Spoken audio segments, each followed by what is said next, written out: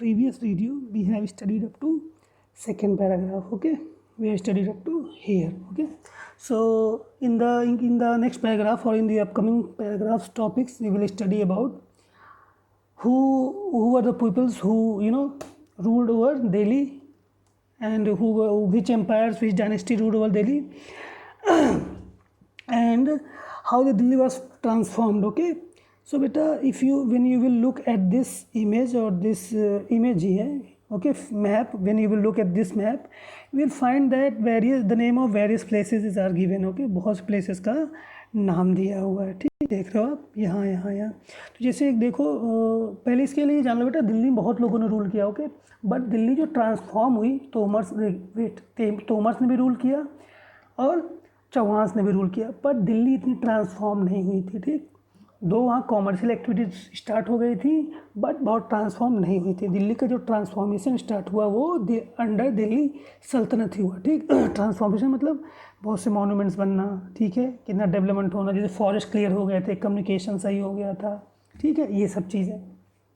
Agriculture भी काफ़ी ज़्यादा हो गया था. ठीक, फॉरेस्ट क्लियर करा दिए गए थे जहाँ जहाँ, क्योंकि एग्रीकल्चर प्रोडक्शन बढ़ाना था तो फॉरेस्ट क्लियर कर दिए गए थे. यही डेवलपमेंट है. ठीक, दिल्ली जो बदला वो इन्हीं टेन्योर में बदला. फाइन, जैसे ये बहुत से मॉन्यूमेंट, ये मैप देख रहे हो तो इसमें बहुत से मॉन्यूमेंट्स आपको दिख रहे हैं. मॉन्यूमेंट्स बनाना, बहुत से मॉन्यूमेंट्स बने अंडर दिल्ली सल्तनत. तो जैसे देखो, एक फिरोज शाह कोटला है. ठीक, तो ये बेटा फिरोज शाह कोटला, ये फिरोज शाह तुगलक जो है, अंडर तुगलक डायनेस्टी एक रूलर था. ठीक, तो उसने ये टॉम बनवाया था, फोर्ट बनवाया था. टॉम नहीं था, फोर्ट था. ठीक, टॉम तो मरने के बाद ज़्यादातर बनते हैं.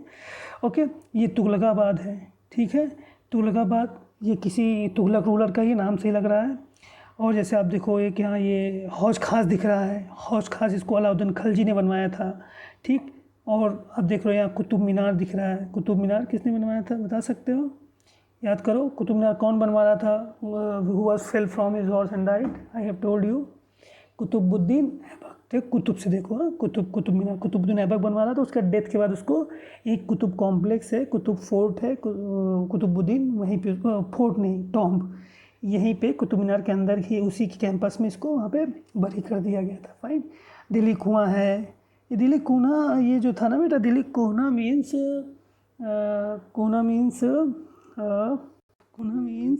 ओल्ड. ओके, सो दिल्ली कोना मीन्स पुराना. दिल्ली कोना मीन्स ओल्ड होता है बेटा. ठीक, तो ये दिल्ली कोना पुरानी दिल्ली टाइप कुछ, इट्स नॉट पुरानी दिल्ली. ये बेटा एक फोर्ट है, दिल्ली कुआं मतलब पुराना किला. Okay, old fort. Okay, and Hauz Sultani, बहुत से नाम है इसमें. ओके, यहाँ रिवर यमुना बह रही है. So they are various names given to this various names, okay, which were built by the rulers of at that time of Tughlaq rulers or Khalji rulers. Okay, so this is how Delhi in that time, that era, in that their rule, various forts and various structures like monuments were built during their era. Okay, so let's move to the, like it is given that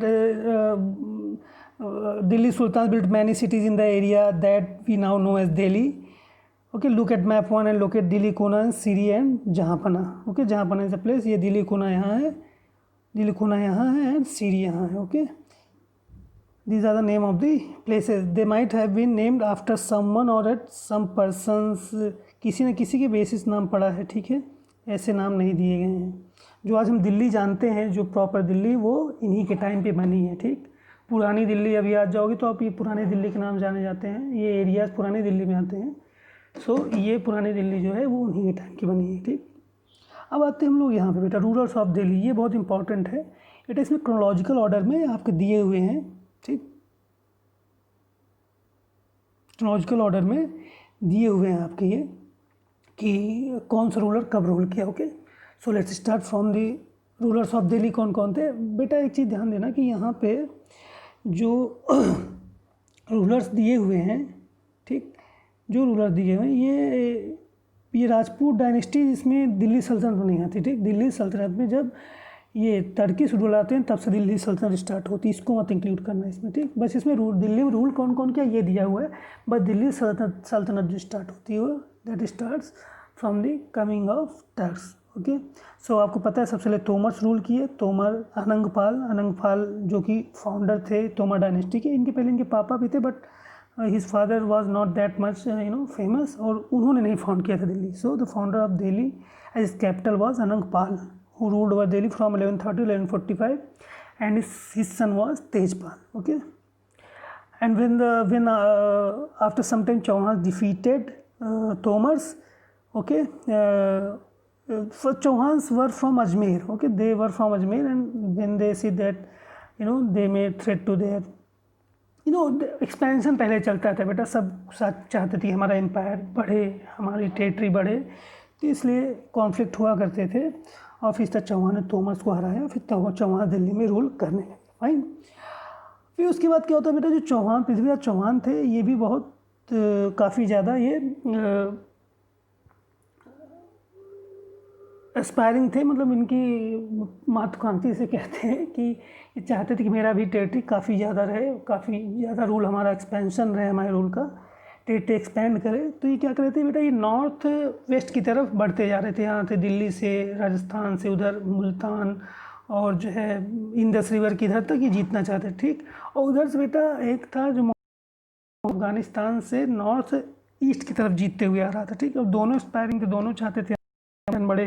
तो इन दोनों फिर conflict होता है। इन दोनों जब conflict होता है तो तराइन पे, बैटल ऑफ तराइन जानते हैं, जो पहली लड़ाई होती है पृथ्वीराज चौहान के बीच और मोहम्मद गोरी के बीच, उसे हम कहते हैं बैटल ऑफ तराइन। तराइन में तो पृथ्वीराज चौहान और मोहम्मद गोरी के बीच होती है, ठीक ठीक।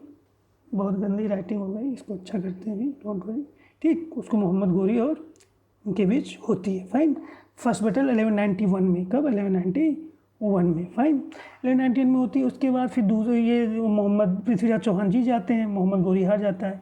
And the name of Mohammad Ghori is, real name is म्यूजुद्दीन Mohammad bin Sam, म्यूजुद्दीन Mohammad bin Sam. Okay, उनका नाम रहता है, उसका उनका नहीं, उसका। इतनी इज्जत नहीं देनी है मैंने, they were invaders. Okay, so we can give respect, ऐसा नहीं दे सकते। Okay okay. फिर देन